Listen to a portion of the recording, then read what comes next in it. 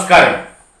മലയാള ഭാഷയോടും സാഹിത്യത്തോടും കലകളോടുമുള്ള പ്രതിപത്തിയാണ് ഒന്നാം കിളി രണ്ടാം കിളി എന്ന ചാനൽ തുടങ്ങുവാൻ പ്രേരകമായത്.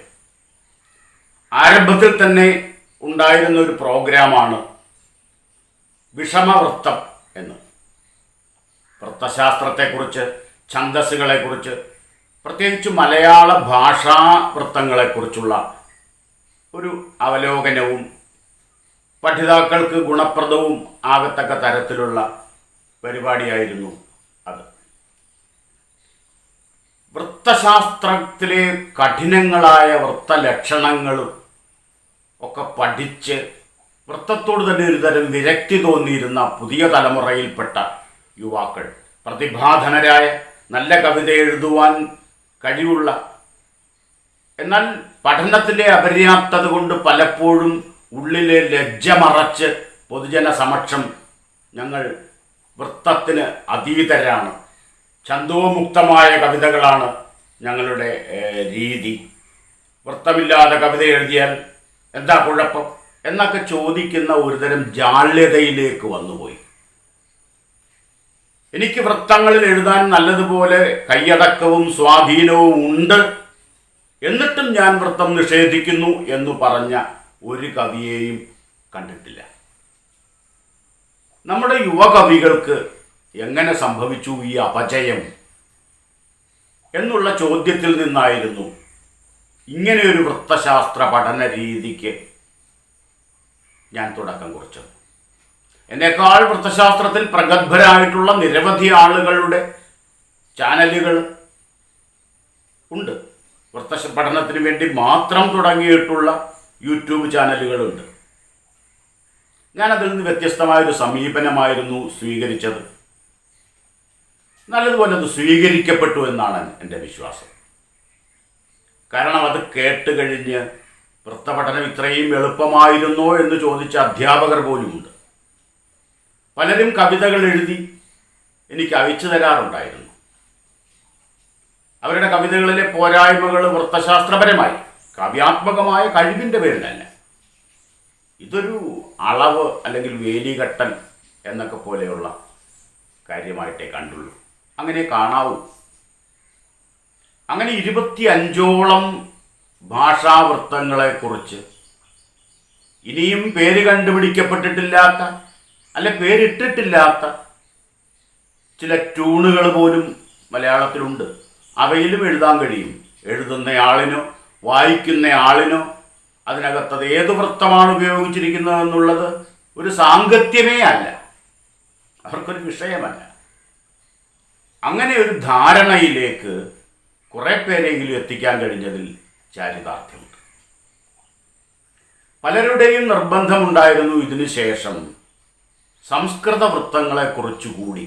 സംസ്കൃത വൃത്തം എന്ന് പറഞ്ഞാൽ സംസ്കൃത ഭാഷയിൽ മാത്രം എഴുതാനുള്ള വൃത്തമല്ല, ഏത് ഇന്ത്യൻ ഭാഷയിലും, വേണമെങ്കിൽ വിദേശ ഭാഷയിലും വരെ സംസ്കൃത വൃത്തങ്ങളിൽ എഴുതാൻ കഴിയും.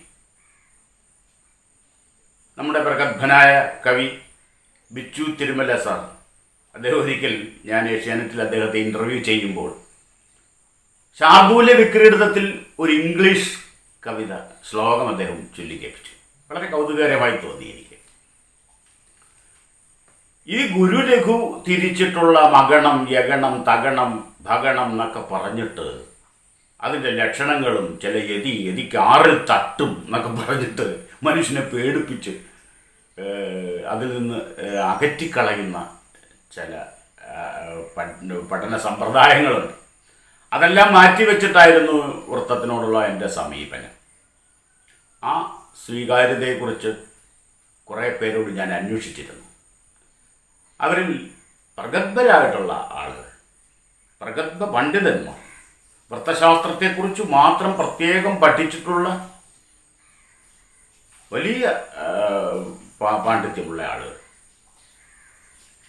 യൂട്യൂബ് ചാനലുകളിൽ വൃത്തത്തെക്കുറിച്ച് നല്ലതുപോലെ ക്ലാസ് എടുത്തിരുന്ന വ്യക്തികൾ, അവരുടെയൊക്കെ അഭിപ്രായം ലഭിച്ചു എന്നുള്ളത് ഒരു സന്തോഷം തന്നെയാണ്.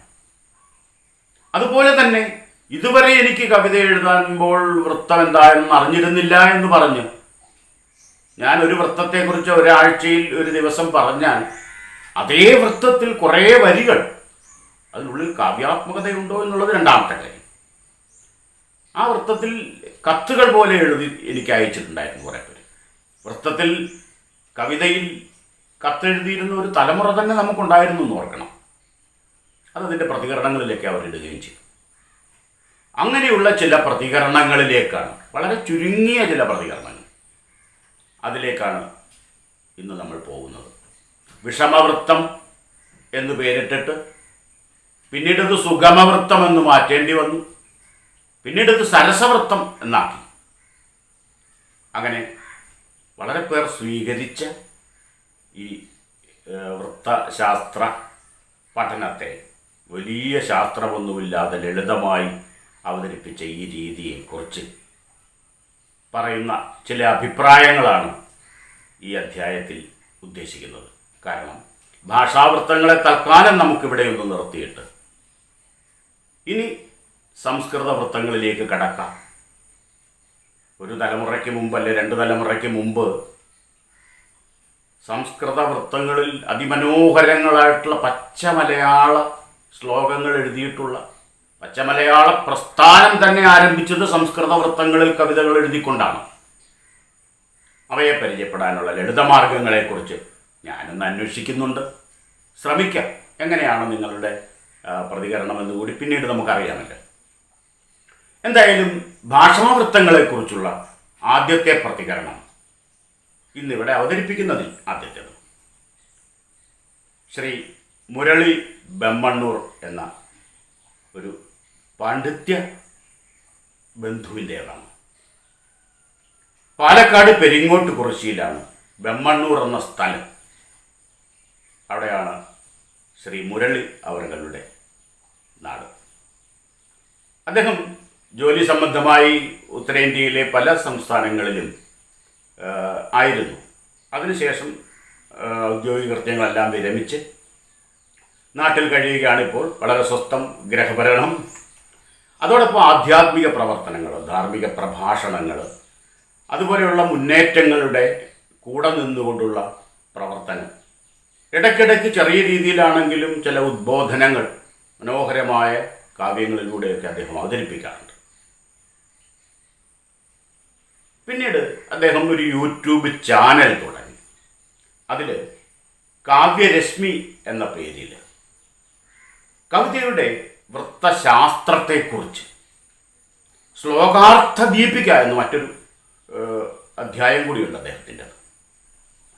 അതായത് മനോഹരങ്ങളായ സുന്ദരങ്ങളായ ശ്ലോകങ്ങൾ, 4 വരിയിൽ ഒരാശയം തീർന്ന് നമ്മളെ അതിശയിപ്പിക്കുന്ന, നമ്മളെ വിസ്മയഭരിതരാക്കുന്ന ശ്ലോകങ്ങളുടെ അർത്ഥം വിശദീകരിക്കുന്ന മനോഹരമായ ഒരു പ്രോഗ്രാം അദ്ദേഹം ചെയ്തു. പിന്നീട് ഈ കഴിഞ്ഞ കർക്കിടക മാസത്തിൽ അദ്ദേഹം വാത്മീകി രാമായണത്തെയും അധ്യാത്മ രാമായണത്തെയും അധികരിച്ചുകൊണ്ട് ആധ്യാത്മികമായ പ്രഭാഷണം എന്നതിലപ്പുറം കാവ്യാത്മകമായൊരു സമീപനത്തിലൂടെ നമ്മുടെ ഈ പരമ്പരാഗത സ്വത്തായ രാമായണത്തെ പരാമർശിച്ചുകൊണ്ട് അതിൻ്റെ മുഴുവൻ ഭാഗങ്ങൾ പൂർണ്ണമായി തന്നെ അദ്ദേഹം ഒരു മാസം കൊണ്ട് അവതരിപ്പിച്ചിരുന്നു. ഇപ്പോൾ അദ്ദേഹം മലയാളത്തിൻ്റെ കാളിദാസനും നമുക്ക് വേണേൽ പറയാവുന്ന ആൾ ശരിക്കും ഉണ്ണായി വാര്യരാണ്. മലയാളത്തിലെ ഏറ്റവും മികച്ച കൃതി ഏത്, സാഹിത്യകൃതി ഏതെന്ന് ചോദിച്ചാൽ ഒറ്റ വാക്കേ ഉള്ളൂ, ഉണ്ണായി വാര്യർ. സംസ്കൃതത്തിലേക്കോ മറ്റു ഭാഷകളിലേക്കോ തർജ്ജമ ചെയ്തിട്ട് അവരുടെ ഒപ്പം വലിയ കാളിദാസന്റെ മുമ്പിലേക്ക് എടുത്തു വെക്കാൻ മലയാളത്തിൻ്റെത് മാത്രമായ ഞങ്ങളുടെ ഒരു കവി കണ്ടോ, ദേ കണ്ടോ എന്ന് പറഞ്ഞ് അഭിമാനപൂർവ്വം നമുക്ക് എടുത്തു വെക്കാൻ കഴിയുന്ന ഒരു കവിയേ ഉള്ളൂ എന്ന് വേണമെങ്കിൽ പറയാം. അത് ഉണ്ണായി വാര്യരാണ്. ഇതിൽ അഭിപ്രായ വ്യത്യാസമുള്ളവരുണ്ടാവും. എൻ്റെ അഭിപ്രായം ഞാൻ പറഞ്ഞത് നിരന്തരമായി ഏതാണ്ട് ഒരു 40 കൊല്ലത്തോളമായി ഞാൻ നിരന്തര വായനയ്ക്കും പഠനത്തിനും വിധേയമാക്കുന്ന ഒരു കൃതിയാണ് നളയരുത് ആട്ടക്കഥ എന്ന സാഹിത്യകൃതി. കഥകളിയോടുള്ള താല്പര്യം, രംഗാവതരണത്തിലെ അതിൻ്റെ പ്രത്യേകതകളൊക്കെ വേറെ. സാഹിത്യകൃതി എന്ന് മാത്രം വെച്ചാൽ ഇന്നും ആ അത്ഭുതം തീർന്നിട്ടില്ല. ആ കവിതകൾ വായിക്കുന്നു. അതിനെക്കുറിച്ച് ശ്രീ മുരളി ബെമ്മണ്ണൂർ സാർ നടത്തുന്ന ഒരു നിരന്തര ക്ലാസ് ഉണ്ട്. അതിപ്പോൾ നാളെ രണ്ടാം ദിവസം പകുതി വരെ ആയിട്ടുണ്ട്. ഞാൻ കൗതുകത്തോടെ കേൾക്കുന്നൊരു ചാനലാണ്. അപ്പോൾ അദ്ദേഹം എന്താണ് നമ്മുടെ ഭാഷാവൃത്തങ്ങളെക്കുറിച്ച്, ഞാൻ അവതരിപ്പിച്ച രീതിയെക്കുറിച്ച് വിലയിരുത്തുന്നത് എന്നൊന്ന് കേൾക്കാം. ശ്രീ മുരളി ബമ്മണ്ണൂർ. നമസ്തേ, ഞാൻ മുരളി ബമ്മണ്ണൂർ. അങ്ങയുടെ യൂട്യൂബ് ചാനലിൽ അവതരിപ്പിച്ചിരുന്ന വൃത്തശാസ്ത്ര പാഠഭാഗത്തിലെ കേക എന്ന ആദ്യ ഖണ്ഡം യാദൃച്ഛികമായാണ് എൻ്റെ ശ്രദ്ധയിൽപ്പെട്ടത്. തുടർന്ന് അങ്ങ് അവതരിപ്പിച്ച എല്ലാ വൃത്തങ്ങളെക്കുറിച്ചുമുള്ള വിശദീകരണ ഖണ്ഡങ്ങൾ ഒന്നൊഴിയാതെ കാണുകയുണ്ടായി. അത് വളർന്നു വരുന്ന കുട്ടികൾക്ക് അവരുടെ കാവ്യപഠനത്തിനും വൃത്തശാസ്ത്രത്തെക്കുറിച്ചുള്ള സംശയനിവൃത്തിക്കും ഉതകുന്ന ഒന്നായി ഭവിച്ചുകൊണ്ടിരിക്കുന്നു. ഇനിയും അത് തുറന്നുകൊണ്ടേയിരിക്കുമെന്നത് ആഹ്ലാദജന്യം തന്നെയാണ്. ശ്രീ കാവാലം ബാലചന്ദ്രൻ, കവി, നിരൂപകൻ, നോവലിസ്റ്റ് എന്നീ നിലകളിലെല്ലാം മലയാളികൾക്ക് സുപരിചിതനാണ് അദ്ദേഹം. കാവാലം കുന്നുമ്മയിലാണ് ജനനം. ഇംഗ്ലീഷ് സാഹിത്യത്തിലായിരുന്നു അദ്ദേഹം ബിരുദം നേടിയത്. പൊതുമരാമത്ത് വകുപ്പിൽ ഉദ്യോഗസ്ഥനായിരുന്നു. ഇപ്പോൾ വിശ്രമ ജീവിതമാണ്. അതിമനോഹരമായ കവിതകൾ, ഹൃദയത്തിലേക്ക് ആഴ്ന്നിറങ്ങുന്ന വരികൾ. ഏറ്റവും വലിയ പ്രത്യേകത, ഇത് അതിസുന്ദരമായ അദ്ദേഹം ചൊല്ലുകയും ചെയ്യും എന്നുള്ളതാണ്. വളരെ വർഷങ്ങൾക്ക് മുമ്പ് തന്നെ അദ്ദേഹത്തിൻ്റെ കവിതകൾ കവി അരങ്ങുകളുടെ പുണ്യമായിരുന്നു. അദ്ദേഹം കവിത ചൊല്ലുന്നൊരു വേദിയിൽ മറ്റാരും കവിത ചൊല്ലിയാലും പിന്നെ അത് പ്രസക്തമാവില്ല എന്നുള്ളതാണ്. എത്ര മികച്ച കവിതയാണെങ്കിലും അത്ര സുന്ദരമായി ആത്മാവിനെ സ്പർശിക്കുന്ന ഒരു സംഗീതാത്മകമായ ആലാപന ശൈലി അദ്ദേഹത്തിൻ്റെ പ്രത്യേകതയാണ്. അദ്ദേഹത്തിൻ്റെ ചില കവിതകളൊക്കെ വീണ്ടും വീണ്ടും ചൊല്ലുവാൻ വേണ്ടി ആൾക്കാർ ആവർത്തിക്കുകയും, അദ്ദേഹത്തിൻ്റെ ഒരിക്കൽ പറഞ്ഞു, ഞാൻ എൻ്റെ ചില കവിതകൾ ചൊല്ലി മടുത്തു, അത് പിന്നെയും പിന്നെയും ആൾക്കാർ ആവശ്യപ്പെടും. വീട് എന്ന മനോഹരമായ കവിത എത്രയോ വർഷങ്ങൾക്ക് മുമ്പ് എഴുതുന്നതാണ്, പക്ഷേ ഇന്നും ആൾക്കാർ എവിടെ ചെന്നാലും അതൊന്ന് ചൊല്ലൂ എന്ന് പറയും. അങ്ങനെയാണല്ലോ ചില ചൊൽക്കവിതകൾ ആൾക്കാരുടെ മനസ്സിൽ തറഞ്ഞാൽ പിന്നെ ആ കവിയെ കണ്ടാൽ വല്ലാത്തൊരു ഹരമായിരിക്കും, അത് തന്നെ പാടും എന്ന് പറയും. കവി എന്ന നിലയിൽ വളരെ പ്രസിദ്ധങ്ങളായ കൃതികൾ അദ്ദേഹത്തിൻ്റെതായിട്ടുണ്ട്. സങ്കീർത്തനങ്ങൾ, പുത്രസാന്നിധ്യം തുടങ്ങിയ നിരവധി കൃതികൾ, റൂത്ത് എന്ന് പറയുന്ന ഒരു ഖണ്ഡകാവ്യം ഒക്കെ അദ്ദേഹത്തിൻ്റെതായിട്ടുണ്ട്. അത് ഗവേഷണാത്മകമായൊരു പഠനം നടത്തിയിട്ടുള്ള അതിസുന്ദരമായൊരു പുസ്തകം അമ്പലപ്പുഴയും കുഞ്ചൻ പെരുമയും എന്നുള്ളതാണ്. ഇപ്പോൾ അദ്ദേഹം താമസിക്കുന്നത് അമ്പലപ്പുഴയിലായതുകൊണ്ട് അമ്പലപ്പുഴയുടെ സാംസ്കാരിക പൈതൃകവുമായി അത്ര അടുത്ത ബന്ധമുള്ളത് കൊണ്ട് കുഞ്ചൻ നമ്പ്യാർ എന്ന കവി ഏതൊരു കവിയെന്നല്ല ഏതൊരു ആസ്വാദകനെയും വല്ലാതെ വിഭ്രമിപ്പിക്കുന്ന, വിസ്മയിപ്പിക്കുന്ന ഒരു വ്യക്തിത്വമാണ്. ആ കവിതയിൽ ആമഗ്രനായി അമ്പലപ്പുഴയിൽ ജീവിക്കുകയും കൂടെ ചെയ്തപ്പോൾ അതിനെക്കുറിച്ചുള്ളൊരു അന്വേഷണവും ഇതിനു മുമ്പ് പറഞ്ഞിട്ടുള്ള പല ഗവേഷകരുടെയും അഭിപ്രായങ്ങളെ ഖണ്ഡിച്ചുകൊണ്ടും അദ്ദേഹം അതിൽ നിശിതമായി ചില കാര്യങ്ങൾ പറയുന്നുണ്ട്.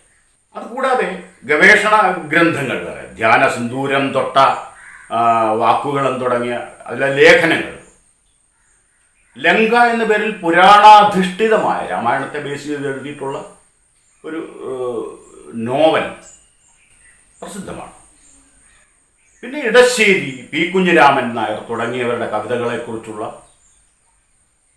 ഒരു കവിയുടെ പഠനം, ഒരു കവി മറ്റൊരു കവിയെ തിരിച്ചറിയുമ്പോഴുണ്ടാവുന്ന ചില, ഇവർ രണ്ടുപേരും പറയാത്ത മറ്റൊന്നിലേക്ക് നമ്മൾ പൊയ്പോകും ഭാവനയിൽ, അതുപോലെയുള്ള ചില സൂചകങ്ങൾ നൽകും ആ പഠനങ്ങളിൽ.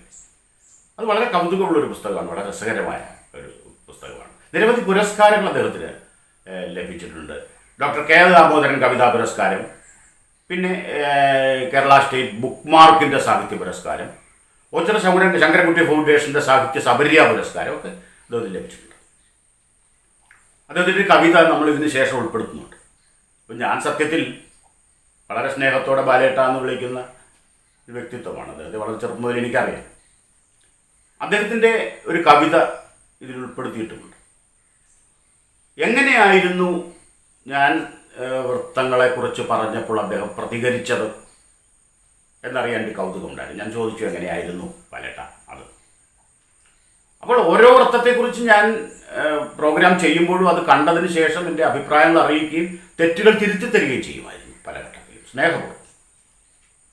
അദ്ദേഹത്തിൻ്റെ അഭിപ്രായങ്ങളിലേക്ക് നമുക്കൊന്ന് പോകാം. ശ്രീ കാവാലം ബാലചന്ദ്രൻ.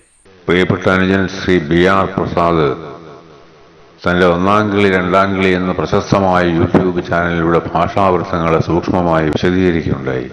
25ഓളം ഭാഷാവൃത്തങ്ങളെ അല്ലെങ്കിൽ ദ്രാവിഡ വൃത്തങ്ങളെ വിശദ സൂക്ഷ്മമായി പ്രസാദ് അവതരിപ്പിച്ച് കഴിഞ്ഞിരിക്കുന്നു. ഭാഷാവൃത്തങ്ങളെക്കുറിച്ചുള്ള പ്രസാദിൻ്റെ ഹ്രസ്വഭാഷണങ്ങൾ ആ വഴിക്ക് കവികളെയും കവിത എഴുതി തുടങ്ങുന്നവരെയും ചിന്തിപ്പിക്കും എന്ന് ഞാൻ ആഗ്രഹിക്കുകയാണ്.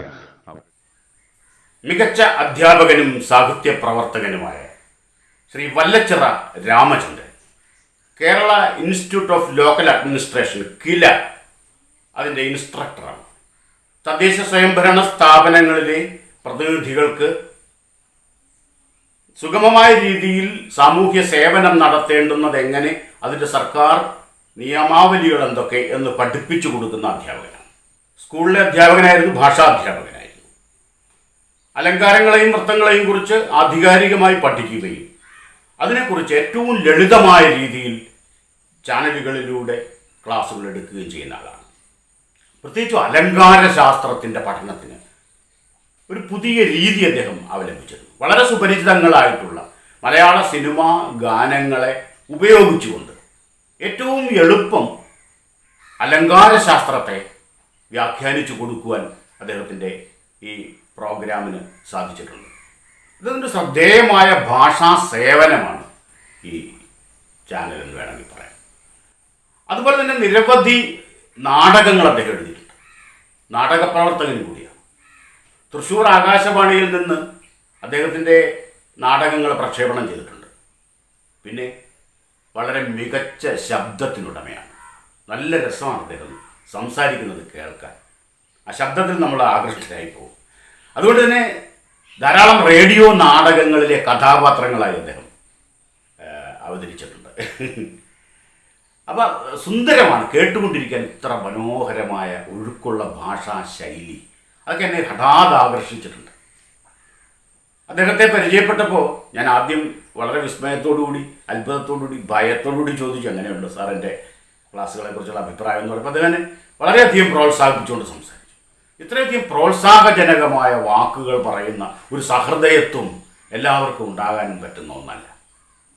കേൾക്കുമ്പോൾ നമുക്കൊരു നമ്മൾ സാന്ത്വനിപ്പിക്കുന്നത് പോലെയുള്ള മനോഹരമായൊരു ശബ്ദം, അതിൽ തന്നെ ഞാൻ വല്ലാതെ ആകൃഷ്ടനായിട്ടുണ്ട്. എന്താണ് ശ്രീ വല്ലച്ചിറ രാമചന്ദ്രന് എൻ്റെ ഈ ഭാഷാവൃത്തങ്ങളെക്കുറിച്ചുള്ള അവലോകനങ്ങൾക്ക് പറയാനുള്ളത് എന്ന് നമുക്ക് കേൾക്കാം.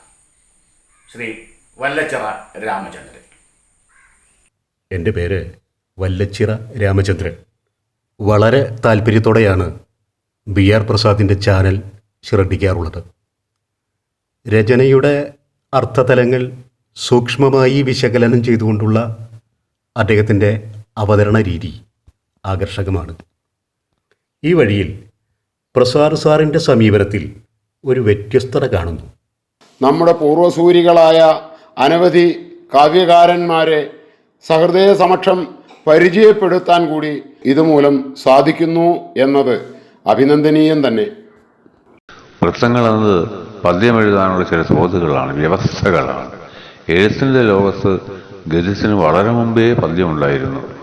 അക്ഷരക്കണക്കാണെങ്കിൽ ഛന്ദസ്സെന്നും ഗുരുവും ലഘുവും ഒക്കെ തിരിച്ചെടുത്ത് കൃത്യത വരുത്തിയോ മാത്രകൾ ക്രമപ്പെടുത്തിയോ ആണെങ്കിൽ വൃത്തങ്ങളെന്നും നമ്മൾ വിളിക്കുന്നു.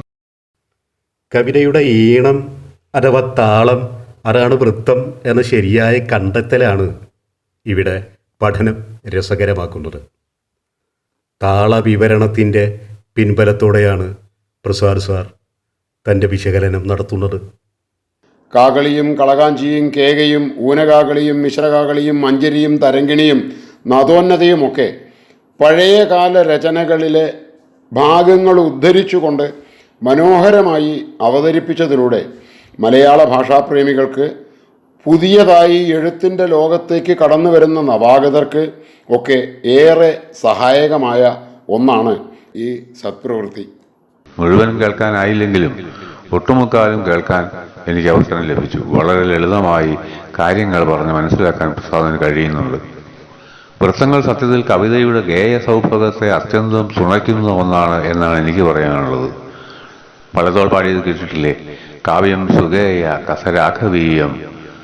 കാവ്യം സുഗേയ എന്നാൽ കാവ്യം നന്നായി ഗാനം ചെയ്യപ്പെടാനുള്ളതാണ് എന്നാണ്. കവിതയുടെ ഗേയ സൗകുമാര്യം പഴയ കവികൾക്ക് പ്രധാനമായിരുന്നു താനും. കവിതകൾ ഉണ്ടായതിനു ശേഷമാണല്ലോ പണ്ഡിതന്മാർ വൃത്തങ്ങൾ ഉണ്ടാക്കിയത്. ഞങ്ങളൊക്കെ കവിത എഴുത്ത് തുടങ്ങുന്നത് ഗേയ ഗൗരവത്തിൻ്റെ കടമ്പനിട്ടക്കാലത്താണ്. അവിടെ വൃത്തങ്ങളും ശീലുകളും ഒക്കെ ഇടതടവില്ലാതെ കയറി പെരുമാറുന്നുണ്ട്.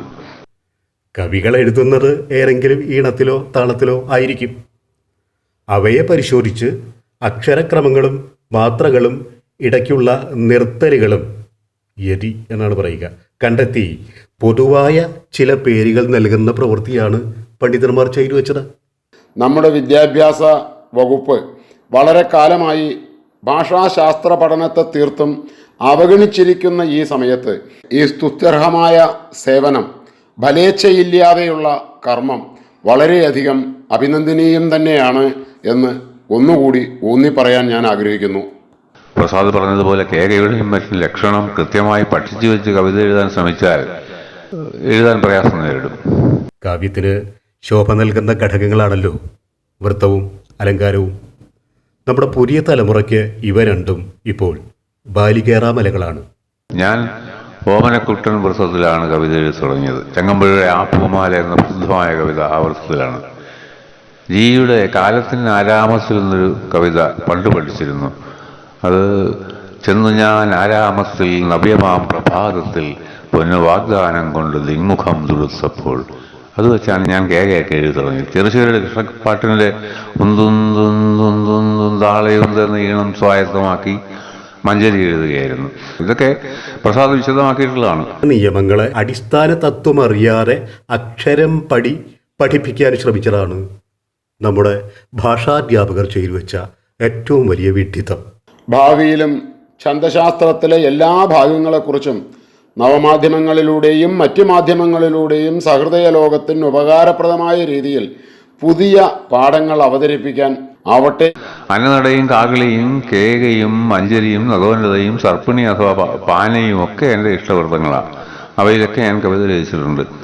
മാതൃകകളായി സ്വീകരിച്ചത് പഴയ കവികളുടെ വരികളും ഈണങ്ങളുമാണ്. നിറന്ന പീലികൾ നിരക്കവിയെ കുസ്തി അന്നനടയ്ക്കും, രാമപുരത്തുകാരുടെ കുചേലവൃത്തവും ആശാന്റെ കരുണയും ഒക്കെ നഗോന്നതയ്ക്കും ഒക്കെ എനിക്ക് മാതൃകകളായി.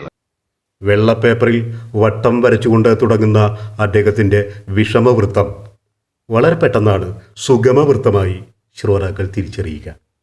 ഇപ്പോൾ അത് സരസവൃത്തമായി രൂപാന്തരപ്പെട്ടിരിക്കുന്നു. നമ്മുടെ പൂർവസൂരികളായ അനവധി കാവ്യകാരന്മാരെ സഹൃദയ സമക്ഷം പരിചയപ്പെടുത്താൻ കൂടി അങ്ങക്ക് ഇതുമൂലം സാധിക്കുന്നു എന്നത് അഭിനന്ദനീയം തന്നെ. ഫലേച്ഛ കൂടാതെ ഉള്ള അങ്ങയുടെ ഈ സംരംഭത്തിന് ആശംസകളോടെ പ്രാർത്ഥനയോടെ എല്ലാ ഭാവുകങ്ങളും നേരുന്നു. നമസ്തേ. വൃത്തരഹിതമായ ഒരു കാവ്യകാലത്താണ് നമ്മൾ ജീവിക്കുന്നത്. നമ്മൾ കവിതയുടെ വൃത്തകാലത്തെ തിരിച്ചു പിടിക്കണം എന്നാണ് എനിക്ക് പറയാനുള്ളത്. പുതുകവികൾ ബൃഹദാഖ്യാന വിമുഖരാകാൻ കാരണം വൃത്തത്തോടും ഛന്ദസ്സിനോടും ഒക്കെയുള്ള പരാങ്മുഖത്വമാണ് എന്നാണ് എനിക്ക് തോന്നിയിട്ടുള്ളത്. അതീവ ഹ്രസ്വമായ രചനകളുടെ കാലമാണിത്. പക്ഷേ കവിതയുടെ ഗേയ സൗഭഗത്തിൻ്റെ കാലം തിരികെ വരുമെന്ന് പ്രതീക്ഷിക്കുന്ന കവികൾ ഇപ്പോഴുമുണ്ട്. ഞാൻ അവരെയാണ് പിന്തുണയ്ക്കുന്നത്. ലക്ഷണം മാറ്റിവെച്ച് ഈണവും താളവും ബോധ്യപ്പെടുത്തിക്കൊണ്ടുള്ള ശരിയായ പഠന രീതിയാണ് പ്രസാദ് സാർ പിന്തുടരുന്നത്. അതിന് അദ്ദേഹത്തിന് തൻ്റേതായ രീതികളുണ്ട്. ഇൻഡക്റ്റീവ് മെത്തേഡിൽ ഊന്നിയുള്ള ഇത്തരം മാജിക്ക് തീർച്ചയായും രസകരമാണ്. ക്ലേശം കൂടാതെ തന്നെ വൃത്തങ്ങളെ ഈണങ്ങളായി പഠിച്ചെടുക്കാനും പ്രയോഗവൽക്കരിക്കാനും അത് ശ്രോതാക്കൾക്ക് സഹായമായി തീരുന്നു. സുഹൃത്തെ, ഈ മാർഗം വളരെ ഉചിതമാണ്. തുടരുക. അനുമോദനങ്ങൾ. നീ എൻ്റെ മകനാണ്, നിനക്കെൻ്റെ മണമാണ്.